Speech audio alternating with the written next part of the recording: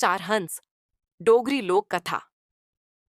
एक बार की बात है, एक राजा था। वह बहुत निर्दयी था। वह लोगों को बहुत सताता था। लोग उससे बहुत दुखी थे। उसके मन में जो आता वह करता था। अपने वहम और मनमर्जी से उसने कई घर उजाड़ दिए थे। अगर उसे वहम हो जाता कि यह आदमी ठीक नहीं है, वह या तो उसके हाथ पांव कटवा देता या उसे सूली पर चढ़ा देता। उसने इस प्रकार वहम में पड़कर किसी को फांसी पर लटका दिया, किसी को सूली पर चढ़ा दिया, किसी के हाथ पांव कटवा दिए, किसी को उम्र कैद की सजा दे दी, किसी को देश निकाला दे दिया और किसी किसी का तो सारा सारा परिवार ही कोल्हू में पिलवा दिया। सारी प्रजा डरी सहमी हुई थी। परमात्मा की इच्छा। एक दिन राजा सुबह सुबह उठा और अपने बगीचे में टहलने के लिए चला गया। बगीचा महल के पास ही था। उसने देखा, पश्चिम की ओर से चार हंस आए और आकर उसके महल के ऊपर बैठ गए। राजा का मन हुआ कि इन्हें करीब से देखा जाए। वह महल के करीब आ खड़ा हुआ और उन हंसों को देखने लगा। इतने में राजा क्या देखता है कि उन हंसों में से एक आदमी की आवाज में बोला, यहां पर है परंतु वहां पर नहीं। दूसरा कहने लगा, वहां है परंतु यहां नहीं। तीसरा बोला पड़ा, यहां भी नहीं और वहां भी नहीं। और फिर अंत में चौथा बोला, यहां भी है और वहां भी है। राजा उनकी बातें सुनकर बहुत परेशान हो गया। इतनी बातें करके हंस भी उड़ गए। राजा अपने महल में आया, परंतु उसे चैन नहीं आ रहा था। उसे हंसों की बातें परेशान कर रही थीं। उसने तुरंत अपने वजीर को बुलावा भेजा। वजीर दौड़ता हुआ आया और आते ही कहने लगा, बताइए महाराज, मेरे लिए क्या आदेश है? राजा बहुत परेशान था। उसने वजीर को सारी बात बताई कि किस प्रकार चार हंस महल पर आकर बैठे और उन्होंने यह बातें कहीं और उड़ गए। मुझे समझाओ, इन बातों का क्या अर्थ हुआ? अब वजीर भी दुविधा में पड़ गया। उसे भी कुछ समझ नहीं आ रहा था। वह राजा को क्या बताए? वजीर कुछ देर सोच विचार करता रहा और फिर अंत में बोला, महाराज, इसके अर्थ का पता तो पंडित जी से ही लग सकता है। वह अपनी विद्या के बल से इन बातों का भाव बता सकते हैं। मैं आज ही पंडितों को बुलाकर आपके सामने उपस्थित करता हूं। यह कहकर वजीर ने अपनी जान बचाई। राज दरबार सज गया। पंडित जी को बुलाया गया। वजीर ने सारे दरबार में उस सारी घटना को विस्तार के साथ बताया जो राजा के साथ घटित हुई थी। पंडित जी को कहा गया कि वह अपनी विद्या से देखकर बताइए कि इन बातों का क्या भाव है। सारा कुछ स्पष्ट रूप से बताइए कि क्या यह अच्छे संकेत हैं या बुरे। पंडित जी ने अपनी सारी पुस्तकों को देखा, लाख यत्न किए, परंतु इन बातों के मर्म को न जान सके। उसने डरते डरते राजा से कहा, महाराज, इस काम में कुछ समय लग सकता है। राजा ने पंडित को कहा कि मैं तुम्हें 1 महीने का समय देता हूं। 1 महीने के भीतर मुझे इन सवालों का जवाब चाहिए, और अगर ऐसा न हुआ तो तुम्हें सपरिवार मृत्युदंड दे दिया जाएगा। पंडित जी चिंतित होकर घर लौट आए। पंडित की पत्नी ने पूछा तो उसने सारी बता बताई। उसकी पत्नी भी दुखी हो गई। 4-5 दिन पंडित जी घर पर ही बैठे बैठे इन प्रश्नों के उत्तर खोजते रहे और फिर वह इन सवालों के उत्तर खोजने के लिए गांव गांव और शहर शहर घूमने लगे। 28 दिन यूं ही बीत गए, परंतु पंडित को कोई सुराग न मिला। थके हारे उसे एक रात एक बुढ़िया के घर पर रुकना पड़ा। बूढ़ी अकेली थी। उसके कोई संतान भी नहीं थी। रात को उस बूढ़ी ने पंडित को उदास परेशान बेचैन सा देखा तो पूछा, पंडित जी, आप इतने दुखी क्यों हो? किस बात की चिंता है? पंडित जी ने उस बुढ़िया को सारी बात बताई। पंडित की बात सुनकर बूढ़ी ने जोर का ठहाका लगाया और कहने लगी, अरे पंडित जी, आप इतनी सी बात पर इतने दुखी हो? कल ही चलो मेरे साथ अपने राजा के पास। मैं दूंगी उसके इन प्रश्नों के उत्तर। पंडित ने हैरान होकर पूछा, सच? हाँ, हाँ, बिल्कुल सच। मैं आपसे झूठ क्यों बोलूंगी? दूसरे दिन वह बूढ़ी और पंडित चल पड़े। रास्ते में उन्हें एक वेश्या मिली। बूढ़िया ने उसे भी अपने साथ ले लिया। आगे चलकर उन्हें एक साधु मिला। बुढ़िया ने उसे भी अपने साथ ले लिया। कुछ और आगे गए तो उन्हें एक कंजूस सेठ मिला। उन्होंने उसे भी अपने साथ ले लिया। चलते चलते उन्हें एक और सेठ मिला जो बहुत ही दयालु और दानी था। वह भी उनके साथ चल पड़ा। दूसरे दिन राजा का दरबार लग गया। भीड़ इतनी ज्यादा थी कि लगता था जैसे सारी प्रजा दरबार में आ गई हो। सभी सोच रहे थे कि या तो पंडित बच जाएगा या फिर राजा सारे परिवार सहित पंडित को सूली पर चढ़ा देगा।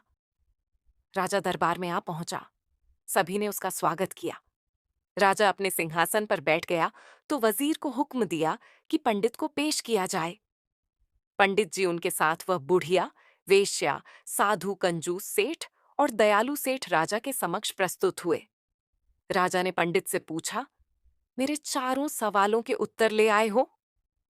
पंडित ने हाँ में सिर हिलाया और कहा, आपके सवालों का जवाब ये बूढ़ी माँ देगी। राजा ने पूछा, बताओ इसका क्या अर्थ है? यहां है परंतु वहां नहीं। बूढ़ी ने साथ आई वेश्या की ओर संकेत किया और कहा, इसका उत्तर ये वेश्या है। ये बुरे गंदे काम करके धन इकट्ठा कर रही है। इसे अगले जन्म में बुरे कर्मों का फल मिलेगा, इसीलिए ये यहां पर तो है परंतु वहां नहीं। राजा ने दूसरा सवाल किया, वहां है परंतु यहां नहीं। बूढ़ी ने साधु को उठाया और कहा, महाराज, इसका उत्तर यह साधु है। इस जन्म में इसे कोई सुख सुविधा नहीं है। यह प्रभु भक्ति में लीन रहा, धन द्रव्य के चक्कर में न पड़ा, अच्छे कर्म करता रहा, इसलिए इसे इसके अच्छे कर्मों का अच्छा फल अगले जन्म में मिलेगा।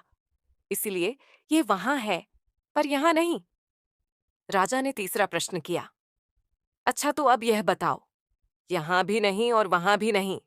उस बुढ़िया ने कंजूस सेठ को खड़ा किया और कहा, महाराज, इसका उत्तर यह सेठ है। यह न तो स्वयं खाते हैं और न ही दान आदि करते हैं। इनके पास धन बहुत है, यह उसका उपयोग नहीं करते।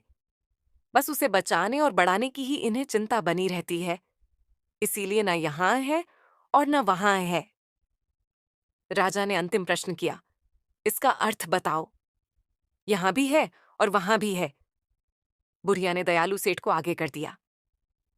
आपके इस प्रश्न का उत्तर यह सेठ है। ये खुले दिल से खाता है और खुले दिल से दीन दुखियों में धन बांटता है। उनकी सेवा करता है, दयालु है, धर्मपरायण है, दान पुण्य आदि कर्म करता है, इसीलिए यह यहां भी है और वहां भी है। बुढ़िया से अपने प्रश्नों के उत्तर पाने के बाद राजा की आंखें खुल गईं। उसने महसूस किया कि उसका अब तक का जीवन अज्ञान और अहंकार में बीता था। वह अपनी निर्दयता और क्रूरता पर पछताने लगा।